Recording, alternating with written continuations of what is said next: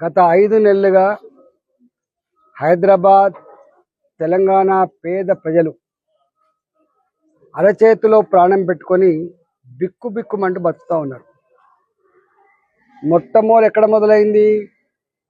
హైదరాబాద్లో ఉన్నటువంటి చెరువుల పక్కపొంటి కట్టుకున్నటువంటి బస్తీలు కావచ్చు, పేదలు కొనుక్కొని కట్టుకున్నటువంటి ఇళ్ళు కావచ్చు, హైడ్రా పేరిట నోటీసులు లేకుండా కనీసం సామాన్లు తీసుకుపోతాం, మీ కాళ్ళ మొక్కుతామని చెప్పి కాళ్ళ మీద పడ్డప్పటికి కూడా బూటు కాళ్ళతో తన్ని ఆ ఇల్లు కూలగొట్టినటువంటి తీరు యావత్ తెలంగాణ ప్రజానికంలో ఒక ఆందోళన మొదలైంది. ఈ ముఖ్యమంత్రి పేదల కోసం, ఈ ముఖ్యమంత్రి ఏదో ఉద్ధరిస్తారని చెప్పి మేము ఓట్లేస్తే, ఈ ముఖ్యమంత్రి వాళ్ళకం చూస్తూ ఉంటే పేదల ఇల్లు కూలగొట్టి గూడు లేకుండా చేసి ఇలా మా బతుకుల్లో మట్టి కొడుతున్నాడు అనేటువంటి భావన అప్పుడే వచ్చింది.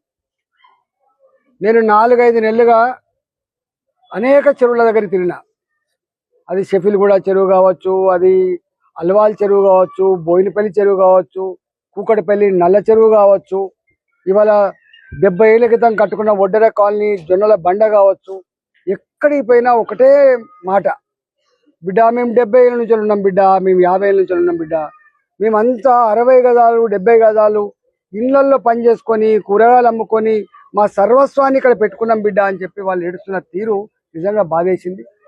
మేము మొదట్లో మాట్లాడిన నాడు ఎవరు రిస్కులకు రాలేదు, కానీ ఒక నెల 15 రోజుల తర్వాత వాళ్ళ ఏడుపు, వాళ్ళ కన్నీళ్లు సమాజానికి ముట్టి యావత్ ప్రజానికం అంతా కూడా వాళ్ళకు సాలిడారిటీ చెప్పిన తర్వాత ఆ దుర్మార్గపు ఆలోచనకి తోక ముడిచిండు రేవంత్ రెడ్డి. ఆ తదుపరి వెంటనే మళ్ళీ మూసి ప్రక్షాళన అని తెచ్చింది. మూసి ప్రక్షాళన అనేది ఒకవైపేమో ఎవడన్నాడు 1,50,000 కోట్ల రూపాయలు, ఆయనే స్వయంగా ఈ మూసీని 1,50,000 కోట్ల రూపాయలు పెట్టి లండన్ నగరంలో ఉన్నటువంటి తేమ్ నది లాగనో, లేకపోతే మొన్న వాళ్ళ మంత్రులు ఎమ్మెల్యేలు ఏ దేశానికైతే